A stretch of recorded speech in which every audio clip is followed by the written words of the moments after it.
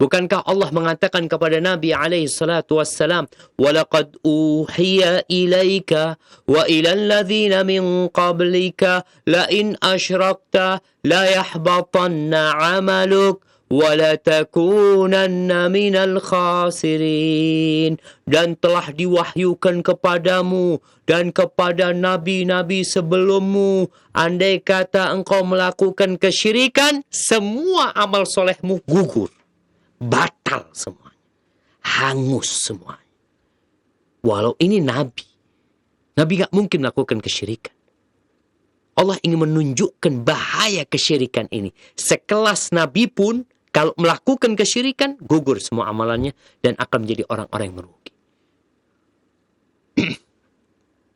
Makanya dalam beribadah kita itu, dalam melakukan sebuah ritual, mau tolak bala, mau syukuran, mau apa, engkau punya nabi namanya Muhammad sallallahu alaihi wasallam. Agar engkau terhindar dari kesyirikan dan terhindar dari bid'ah, ikutin Rasulullah sallallahu alaihi wasallam.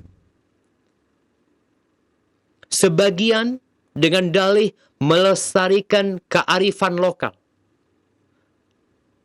Apakah antum pikir orang-orang musyrikin tidak punya kearifan lokal? Punya. Makanya yang arif itu dilestarikan. Yang arif. Oleh karena itu Nabi SAW mengatakan, "Innama bu'ithu liutammima makarimal akhlaq." Aku diutus sejatinya untuk menyempurnakan akhlak-akhlak yang mulia. Jadi yang baik-baik itu disempurnakan, dilestarikan. Yang buruk ditinggalkan. Yang buruk ditinggalkan, bukan dilestarikan. Yang mungkar dihindari.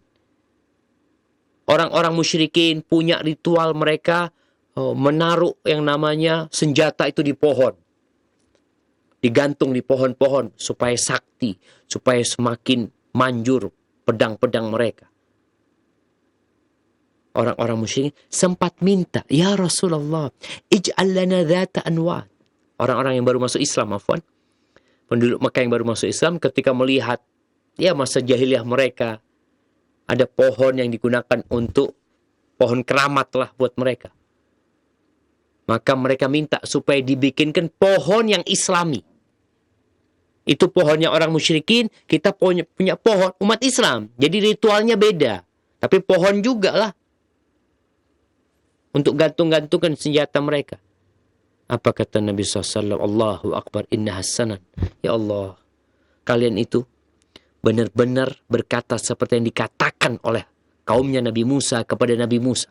Ketika melihat ada orang menyembah berhala, apa kata mereka? Ij'al lana ilahan kama lahum alihah. Bikinkan buat kami sesembahan seperti sesembahan mereka. Alaysallahu bikafin abdah. Bukankah Allah cukup, Allah mencukupi hambanya? Sudah cukup Allah. Maka kalau dikatakan saudara-saudara kita yang mungkin masih melakukan ritual-ritual yang seperti disebutkan tadi, ya, punya sesajen ke lautan, ya, macam-macam mereka kerjakan, memohon kepada selain Allah dengan dalih, ya ini kan kearifan lokal. Ingat, yang arif itu yang sesuai dengan la ilaha illallah dan Muhammad Rasulullah. Itu arif. Yang bertentangan dengan itu namanya mungkar. Bukan kearifan lokal, tapi kemungkaran lokal. Bukan dilestarikan. Ada orang yang dari dulu kerjanya main judi.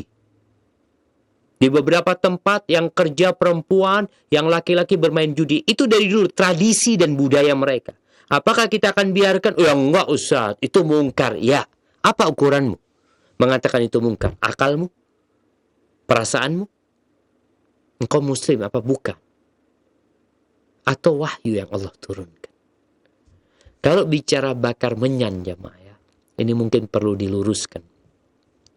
Ya, menyan ini sebenarnya getah pohon yang digunakan sebagai pewangi ruangan. Selain juga digunakan untuk ritual orang-orang musyrikin.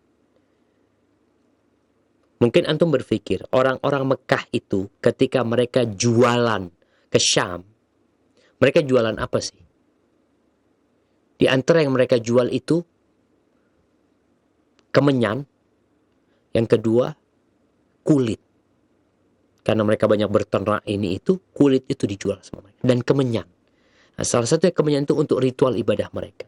Tapi hukum sebenarnya membakar kemenyan itu, terus terang, ana di rumah bakar kemenyan. Dan ana punya kemenyan, ana makan. Ada kemenyan itu dimakan namanya luban. Untuk tulis nanti Luban, luban. Itu kemenyan yang untuk supaya bau mulut ini hilang. Mewangikan mulut. Mencuci gigi, namanya luban. Dan ada yang dibakar untuk pewangi ruangan. Kadang-kali campur sama parfum, itu jadinya dupa. Maka kalau membakar kemenyan untuk mewangikan ruangan, ahlan wa sahlan. Tapi kalau membakar kemenyan sebagai bentuk ritual, kepada siapa kau sedang beribadah? Maka tugas kita ketika melihat saudara-saudara kita seperti itu, ya kita berdakwah, ajak kepada mereka untuk memahami la ilaha illallah, untuk memahami Muhammad Rasulullah. Kita semua sama-sama beriman kepada Allah, beriman kepada Nabi Muhammad alaihissalam. Lalu apa yang harus kita lakukan? Ikuti keduanya. Bukan menyelisihin aturan keduanya. Hadza wallahu a'lam bissawab.